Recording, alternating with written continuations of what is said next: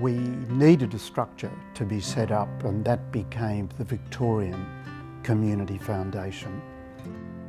We brought out consultants to help advise on that, which Marion was very active in. Right. I was working at ANZ Trustees managing the charitable trust area. I was lucky enough to get an annual trip overseas to Community Foundation conferences, and as a result of those trips built up quite a network of people, and through the Charles Stewart Mott Foundation we were able to secure a number of grants to get experts out here to advise us. The first one who came was an American icon called Eugene Struckoff, or Struck for short, and he came out and said, this will never work as a bank product.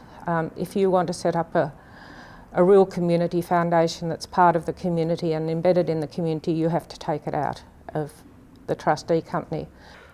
I think we also had observed overseas that philanthropic giving could be a risk taker. It was part of the risk capital of the not-for-profit sector, and it could be more strategic than what it had been to that stage in Australia. So in 1996, the board determined that we would set up an independent community foundation, which became Melbourne Community Foundation, and it was the first independent community foundation in Australia at the time.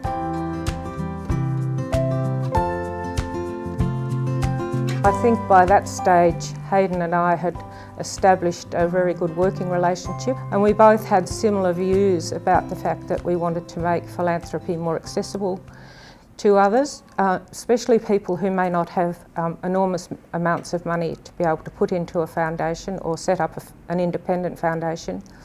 We wanted to encourage people to work collaboratively around their giving. We also, right from the outset, tried to work collaboratively with other foundations, and that was before we had a community of donors who were working together as effectively as they are now.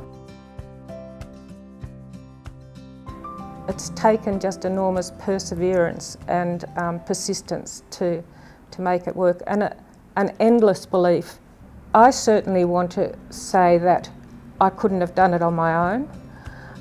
One of the great strengths, I think, of the foundation was that Hayden and I did it together, started it together, and in a way we're still in it together in that we both deeply care about it, and that's been a fantastic thing for me.